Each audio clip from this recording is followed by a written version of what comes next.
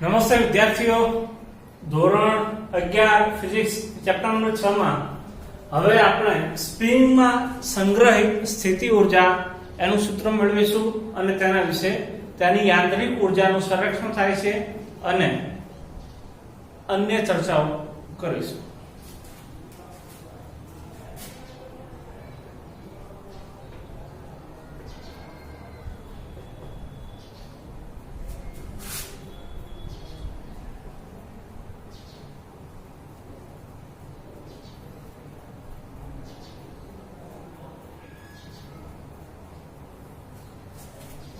તો આકૃતિમાં દર્શાવ્યા પ્રમાણે કોઈ એક દ્રઢ આધાર જે છે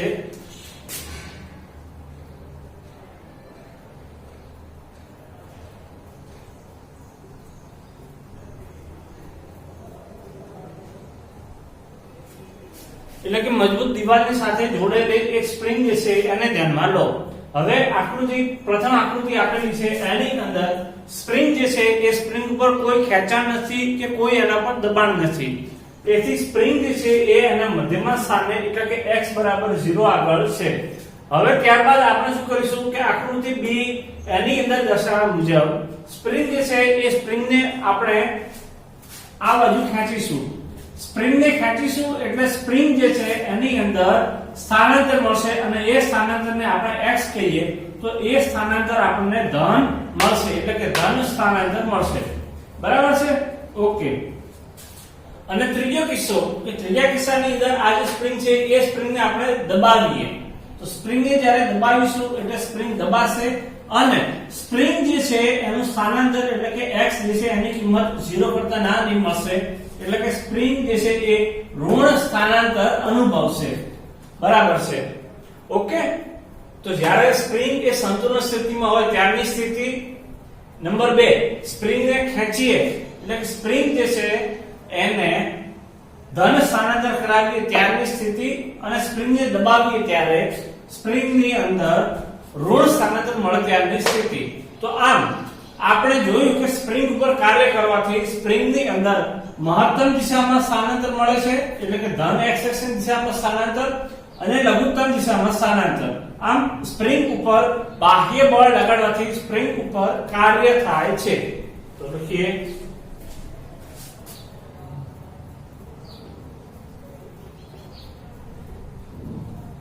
સ્પ્રિંગ પર બાહ્ય બળ લગાડતા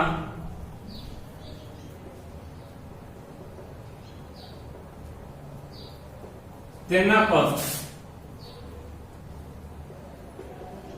W જેટલું કાર્ય થાય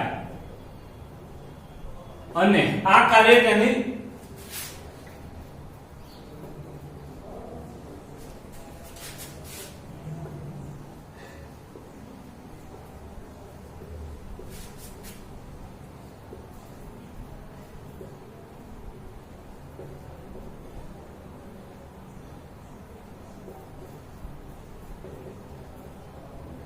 સ્થિતિય ઊર્જા સ્વરૂપે એની અંદર સંગ્રહ પામે. બરાબર છે? ઓકે. તો હવે એક બીજી વસ્તુ કે કાર્યનું સૂત્ર નાનકડું કાર્ય ડેલ્ટા W બરાબર Fs સ્પ્રિંગ બળ ઇન્ટુ ડેલ્ટા x જ્યાં Fs બરાબર સ્પ્રિંગ પર લાગતું બળ અથવા સ્પ્રિંગનું પુનઃસ્થાપક બળ અને Fs ની કિંમત હશે -k * x અને ડેલ્ટા x બરાબર સ્થાનાંતર. તો હવે પુનઃસ્થાપક બળ ની કિંમત આપણે મૂકીએ તો આપણને ડેલ્ટા W બરાબર -kx * ડેલ્ટા x. બરાબર છે? આ રીતે સૂત્ર મળે જેને આપણે સમીકરણ નંબર 1 આપીએ. હવે અહીંયા ધ્યાન રાખજો પુનઃસ્થાપક બળ એટલે શું?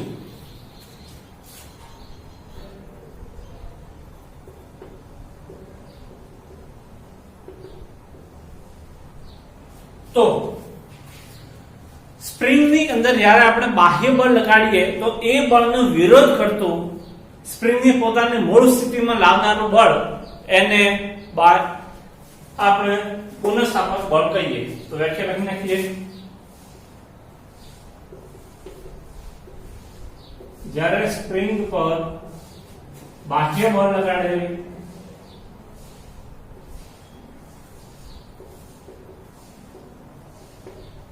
ત્યારે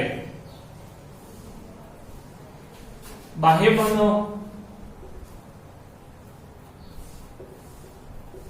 વિરોધ કરતા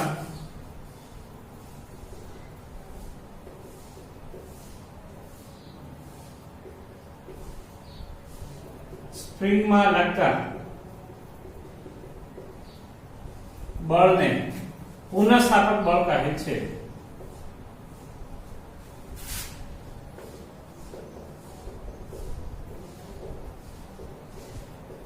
અને પુનઃસ્થાપક બળ એ બહારથી લગાવેલા બળની વિરુદ્ધ દિશામાં હોય.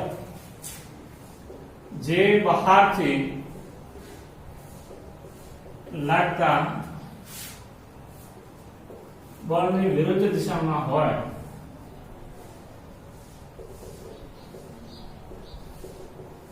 હવે વિરુદ્ધ દિશા છે એટલા માટે અહીંયા આપણી પાસે આવશે માઈનસ નિશાની Fs બરાબર minus Ks. Fs is equal to force, spring force. બરાબર છે. ઓકે, હવે ત્યારબાદ જોઈએ કે આ Kx એટલે શું. એ હુકના નિયમ પરથી આવેલું છે.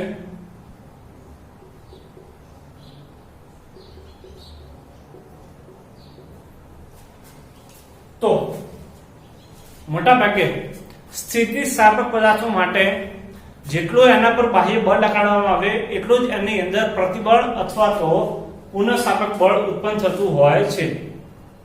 આવી વાત રોબર્ટ હુક નામના વૈજ્ઞાનિકે કરી હતી અને તેમાં બી ખાસ સ્પ્રિંગ માટે રોબર્ટ હુકે આ રીતે પોતાનો એક નિયમ આપ્યો હતો કે કોઈ આદર્શ સ્પ્રિંગ માટે કે જેના માટે વળાંક નાનો હોય તો નાના સ્થાનાંતર માટે તેના પર લાગતું બળ એ સ્થાનાંતરના સમપ્રમાણમાં હોય છે. બરાબર છે. ફરીથી ધ્યાન રાખજો કે આદર્શ સ્પ્રિંગ કે જેનો વળાંક ખૂબ નાનો હોય આવી સ્પ્રિંગ માટે ખૂબ નાના સ્થાનાંતર માટે તેના પર લાગતું બળ તેના સ્થાનાંતરના સમપ્રમાણમાં હોય છે. હવે જોઈએ આપણે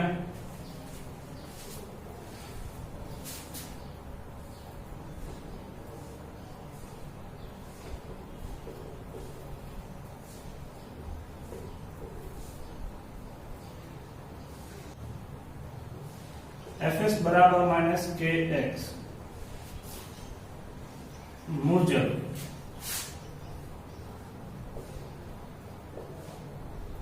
આદર્શ સ્પ્રિંગ માટે તેના પર લાગતું બળ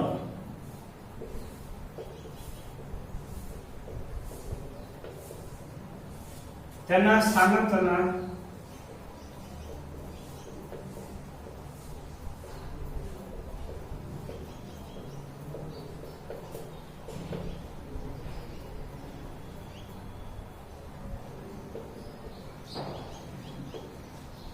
બરાબર છે.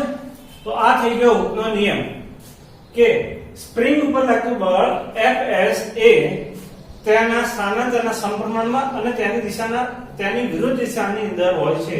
એટલા માટે અહીંયા માઈનસ નિશાની આવશે. હવે આપણે જોઈશું કે આ કાર્ય વિશે આપણને સૂક્ષ્મ કાર્ય મળે છે. તો કુલ કાર્ય કેટલું મળીશું? તો કુલ કાર્ય W બરાબર સંકલન ડેલ્ટા W. એટલે કે સ્પ્રિંગ જે છે એ સ્પ્રિંગને આપણે જેટલી દબાઈશું અથવા ખેંચીશું એ વખતે સ્પ્રિંગનું ધન અથવા તો ઋણ સ્થાનાંતર થશે. આવા જેટલા બી સ્થાનાંતર થતા હોય એ દરમિયાન જેટલા બી કાર્ય મળતા હોય એ બધા કાર્યનો કુલ સરવાળો કરીશું તો એ કુલ સરવાળો જે છે એ આપણને કુલ કાર્ય આપશે. આ કુલ સરવાળો જે છે એ આપણે સંકલન વડે દર્શાવીશું તથા સ્પ્રિંગનું સ્થાનાંતર x બરાબર 0 થી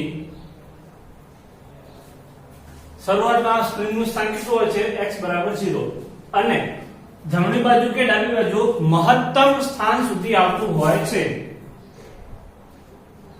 -x મેક્સિમમ અને આ થશે +x મેક્સિમમ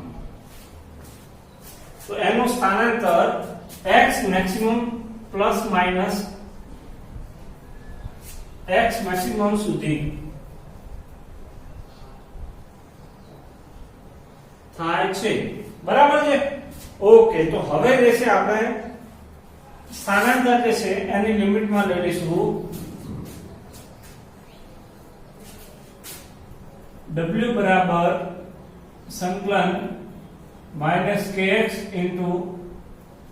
dx અને x બરાબર 0 થી x બરાબર xm સુધીની લિમિટ એટલે કે સ્થાનાંતર જે છે એ 0 થી xm સુધી થાય છે તો આને આ રીતે આપણે લખી શકીશું w બરાબર -k x બરાબર 0 થી x બરાબર m x મેક્સિમમ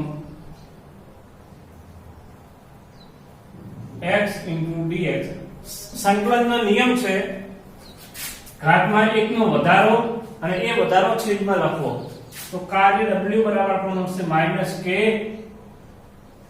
x ની 2 ઘાત ભાગ્યા 2 x બરાબર 0 થી x બરાબર xm હવે ઉપરની લિમિટ મૂકીશું તો w બરાબર -k ભાગ્યા 2 ઉપરની લિમિટ મૂકીશું તો xm નો વર્ગ -0 નો વર્ગ તો w બરાબર u બરાબર -k xm નો વર્ગ ભાગ્યા 2 જે સ્પ્રિંગ ની અંદર સંગ્રહિત સ્થિતિ ઊર્જા આપશે સ્પ્રિંગ ની સ્થિતિ ઊર્જા બરાબર છે ઓકે તો આપણને સ્પ્રિંગ ની સ્થિતિ ઊર્જા આટલી મળશે હવે જોઈએ કે આકૃતિમાં ધ્યાન રાખજો અહીં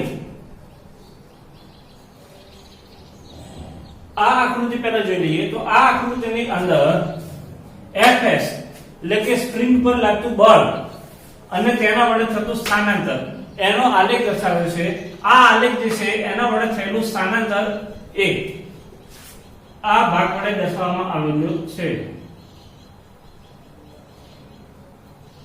એટલે કે જ્યારે સ્પ્રિંગ પર Fs જેટલું બળ લાગતું હોય અને એ બળના કારણે સ્પ્રિંગ x જેટલું સ્થાનાંતર કરતું હોય તો આ વખતે સ્પ્રિંગ બળ Fs વિરુદ્ધ સ્થાનાંતરનો આલેખ દોરીએ તો એ આલેખ આપણને સ્પ્રિંગ વડે તેના ઉપર થયેલા કાર્યના મૂલ્ય જેટલું આલેખનું મૂલ્ય મળશે જે આપણે અહીંયા લખેલું છે અને આ આલેખની કિંમત કેટલી થશે તો એ આલેખની કિંમત જે છે કે xm નો વર્ગ ભાગ્યા 2 જેટલી થશે એટલે કે જે આપણને સ્થિતિ ઊર્જાના મૂલ્ય સરખી મળશે તો આના ઉપરથી આપણે એવું તારણ કાઢી શકીએ કે જ્યારે સ્પ્રિંગને ખેંચવામાં આવે કે દબાવવામાં આવે ત્યારે તેના વડે થયેલા મહત્તમ સ્થાનાંતરથી તેની અંદર થયેલું કુલ કાર્ય કે તેની અંદર સંગ્રહ પામેલી સ્થિતિ ઊર્જા એ નું મૂલ્ય બળ Fs વિરુદ્ધ x નો આલેખ દોરીએ ત્યારે એ આલેખ વડે ઘેરાતા ક્ષેત્રફળ જેટલું મળતું હોય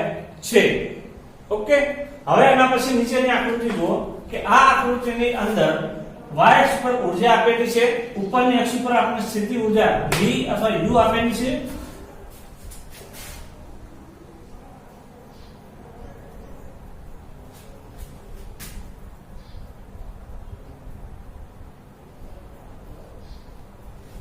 બરાબર છે અને નીચે એની ગતિ ઊર્જા k આપેલી છે એટલે કે જો સ્પ્રિંગ સ્થિર હોય તો એની બધી જ ઊર્જા સ્થિતિ ઊર્જા સ્વરૂપે હોય અને સ્પ્રિંગ જ્યારે ખેંચીએ અથવા દબાવીએ એટલે કે ગતિ કરે તો એની ઊર્જા ગતિ ઊર્જા સ્વરૂપે ફેરવાતી હોય છે તો જ્યારે સ્પ્રિંગ સ્થિર હોય ત્યારે એની સ્થિતિ ઊર્જા મહત્તમ હોય છે પછી જેમ એને ખેંચીએ એટલે એની સ્થિતિ ઊર્જા ઘટતી જાય જેમ જેમ એની સ્થિતિ ઊર્જા ઘટતી જાય એમ એમ એની ગતિ ઊર્જા વધતી જશે જ્યારે x બરાબર 0 સ્થાન આવશે બરાબર છે એટલે કે O બિંદુ આવશે ત્યારે O બિંદુ આગળ એની સ્થિતિ ઊર્જા શૂન્ય થશે પરંતુ તેની ગતિ ઊર્જા જે છે એ મહત્તમ હશે ઉપર દર્શાવ્યા મુજબ પછી ગતિ ઊર્જા ઘટવા લાગશે અને સ્થિતિ ઊર્જા વધશે એટલે કે આમ આપણે જોયું કે યાંત્રિક ઊર્જાનું સૂત્ર થશે સ્થિતિ ઊર્જા વત્તા ગતિ ઊર્જા U વત્તા K, બરોબર. તો આ રીત પર જોઈ શકીએ કે એક ઊર્જા ઘટશે તો એની સાથે બીજી ઊર્જા વધે છે, બરાબર. એક ઊર્જાની અંદર ઘટાડો થાય છે તો બીજી ઊર્જામાં વધારો થાય છે. જો બીજી ઊર્જામાં ઘટાડો થાય તો એટલો જ વધારો પહેલી ઊર્જામાં થાય. એટલે કે આમ કહી શકીએ કે બંનેની અંદર એકમાં થતો વધારો અને એકમાં થતો ઘટાડો એ બંનેના કારણે એની કુલ યાંત્રિક ઊર્જા E જે છે એ અચળ રહેતી હોય છે. અને આ કુલ ઊર્જાનું મૂલ્ય આપણને E બરાબર 1/2 kxm નો વર્ગ એટલું મળતું હોય છે. એટલે કે આપણે કહી શકીએ કે સ્પ્રિંગ ની અંદર જે છે લાગતું બળ એ યાંત્રિક ઊર્જાના સંરક્ષણનું પાલન કરે છે અને તેથી આપણે કહી શકીએ કે સ્પ્રિંગ ની વડે થયેલું કાર્ય એ સંરક્ષી કાર્ય છે અને સ્પ્રિંગ એ સંરક્ષી બળ ક્ષેત્રનું ઉદાહરણ છે. વળી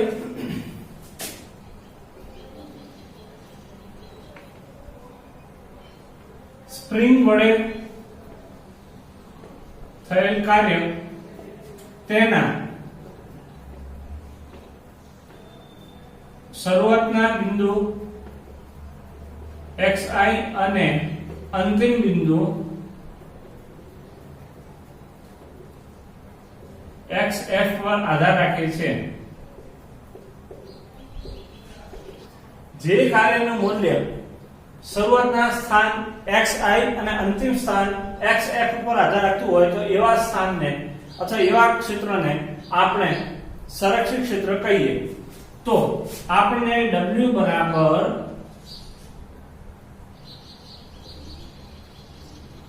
-k/2 x બરાબર 0 જેની જગ્યાએ આપણે લઈએ શરૂઆતનું સ્થાન xi તો xf નો વર્ગ xi નો વર્ગ, બરાબર છે.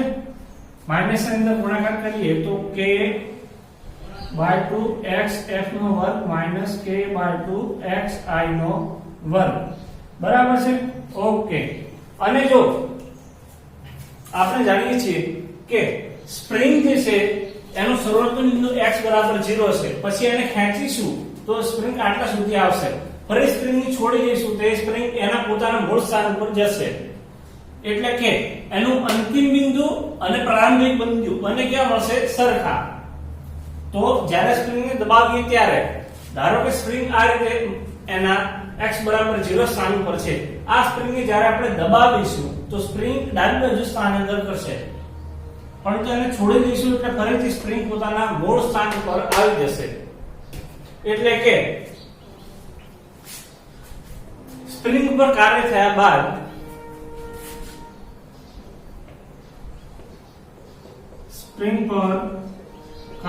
થયા બાદ તેનું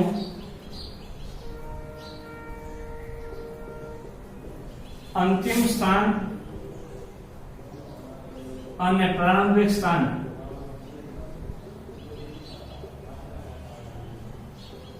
સમાન મળે તો ઉપરનું સૂત્ર W બરાબર +k/2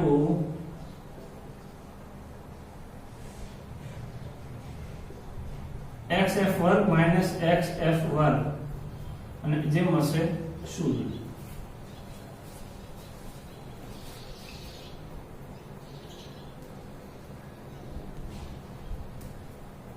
એટલે કે કુલ કાર્ય જે છે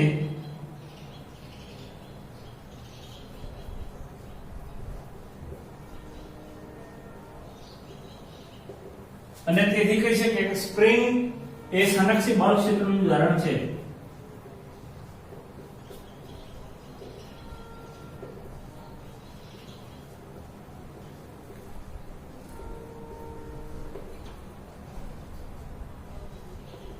બરાબર છે.